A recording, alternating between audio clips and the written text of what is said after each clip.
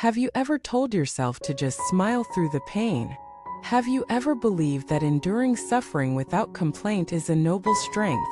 Have you been conditioned to think that as long as you don't express your struggles, you're somehow more virtuous? Welcome back to the channel, friends. I'm truly glad you're here.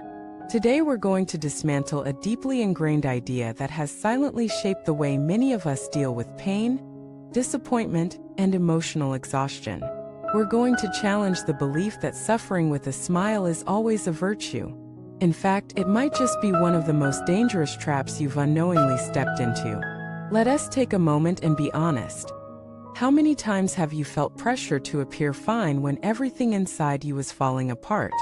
How often have you hidden your hurt to protect someone else's feelings?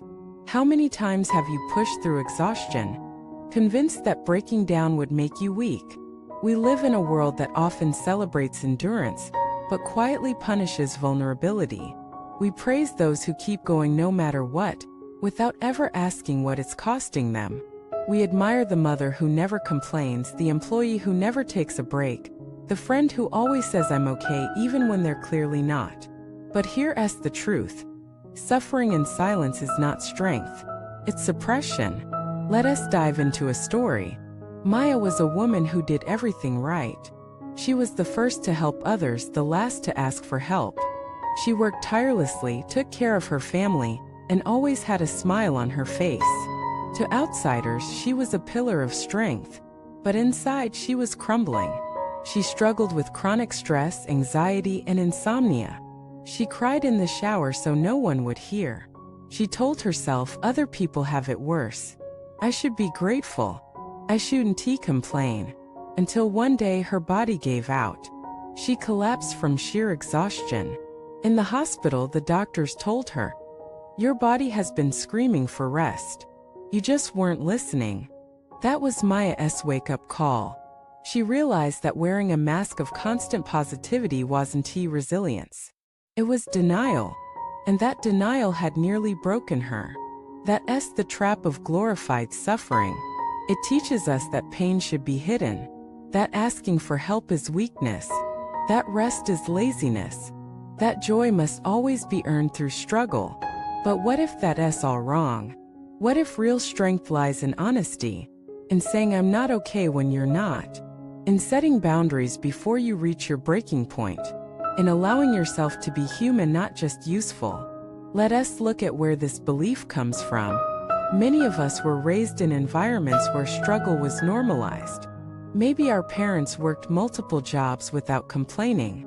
Maybe they stayed in unhappy marriages for the sake of appearance. Maybe we were taught that our worth was tied to how much we could endure without burdening others. So we internalize this: pain is private. Expression is indulgence. Smiling through suffering is admirable. But let us question that. Would you expect your child to stay silent about their pain? Would you respect a friend more for pretending they're fine when they're not? Then why do you expect it from yourself? This isn't about becoming a victim. It's about becoming aware. Awareness says this hurts. Strength says I deserve better. Healing says I no longer choose to suffer in silence.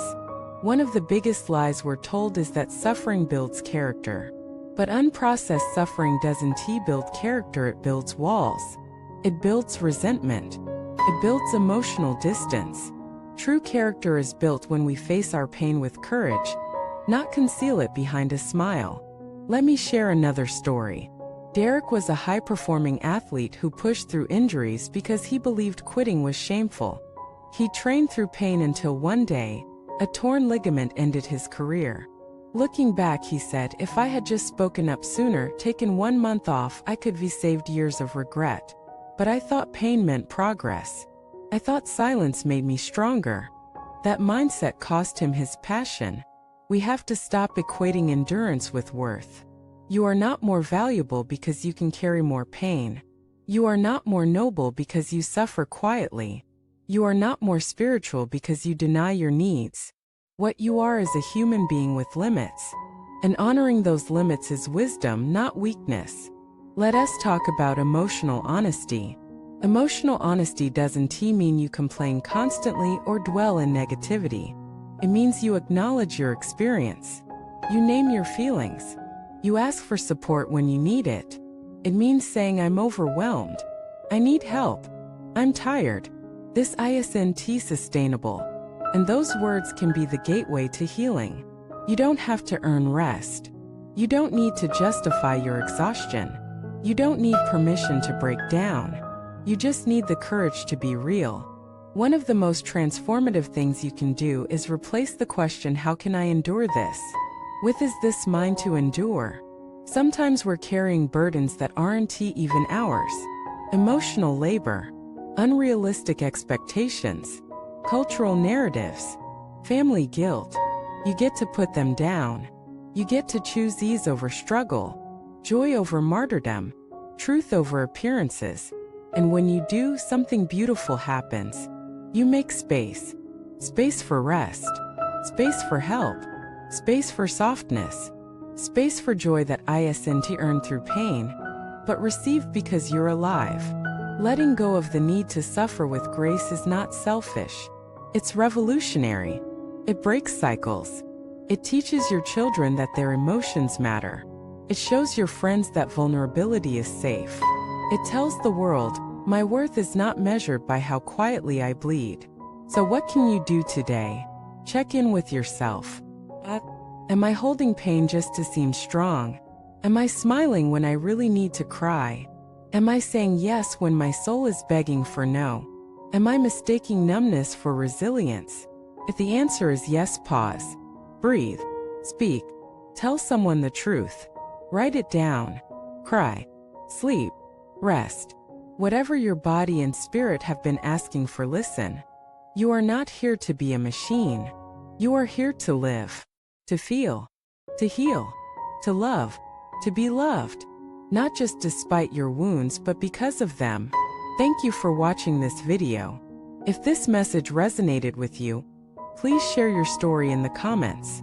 When was the last time you smiled through suffering? And what did it teach you? If you found value here, like, subscribe, and hit that notification bell.